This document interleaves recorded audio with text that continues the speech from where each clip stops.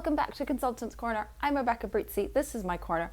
I am a consultant. We talked about delegating, determining what to delegate, but what we haven't talked about yet is to whom you should be delegating. You've built out your list of all the work that is high risk, all the work that is low return, all the work that is not happening, and all the work that is not fun. Who should actually be doing this work? Do you have employees? And if so, do you just pass them the list and have them do the things? If you work alone, do you pass it on to your kid or the neighbor's kid or whoever is free to fill in some of these tasks? No, there's a system for doing this. Of course there's a system for doing this. There's a system for doing everything. Take the list you built after the last video of all those things that can and should be outsourced. From that long list, build out a table. Those will be the rows. I'll tell you what the columns should be. The columns will be outsource, delegate, streamline, stop. Let's start with outsource. How do you determine what should be outsourced? The first thing to look at with outsourcing is expertise. In looking at our tasks, we started with things that were high risk.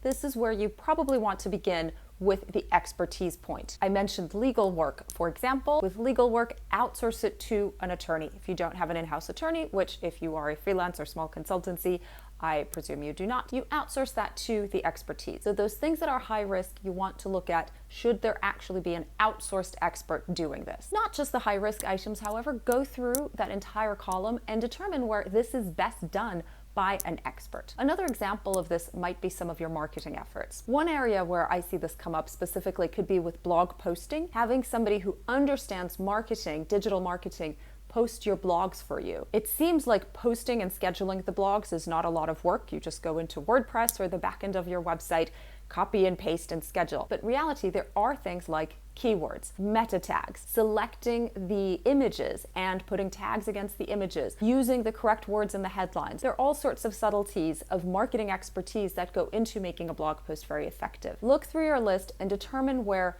expertise should be doing the certain task, and in those cases, outsource it to the expertise. Look for the experts in that area. It's worth noting that admin work can also be outsourced to expertise. If it is things like scheduling, replying to emails, managing paperwork and filing, there are virtual assistant agencies, but all sorts of offerings of that sort. Concierge services, placement agencies that will give you a dedicated admin. That is also the sort of work that could be outsourced to an admin, somebody who's dedicated to just doing that and is going to do it efficiently. And again, even in admin work, there is expertise to managing a calendar effectively, to filing effectively so that you can find things easily, and so on and so forth. Consider expertise when choosing what should actually be outsourced to somebody outside of your business. Delegate. By delegate, I mean delegating to somebody inside your business. This channel is for freelance consultants, so most of us do not have employees, but if you do have employees, if you have a support role, if you have a partner, if you have somebody else working with you,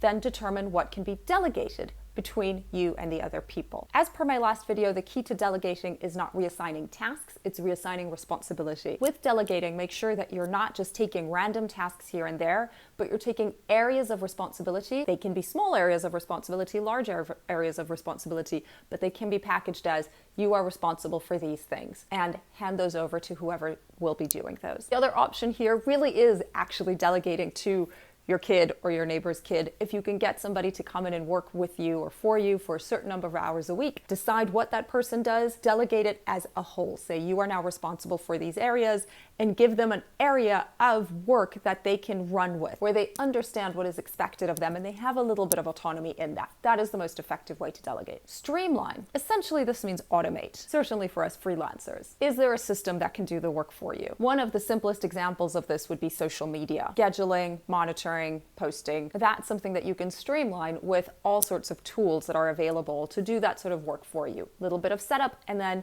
they pretty much run themselves. Keep looking at that list of tasks and determine where something can be streamlined through automation, through a software or some sort of technological solution. But streamlining can also be a human intervention factor. It's about putting in place a procedure that actually gets this done in a much more efficient and simple and fast way. Also consider that option. Is one activity really just a question of having a procedure in place that will make this easy every time instead of making it a burden every time. And finally, stop. What on this list can you just stop doing altogether? What isn't actually making a difference to your business? What are you only doing because you've always done it? What are you only doing because you've heard that that's what people should be doing? Whatever you can get rid of on this list, get rid of. Give it the proper evaluation. You want to make sure that you're not removing a brick over here that has everything else come tumbling down. So make sure you're considering all the interdependencies, all the connections, and what has to happen for your business. For example, you might not like filing tax returns, but you really can't stop doing that. Determine what really can be stopped and is not going to negatively impact your business. In fact, might actually be a boon to your business because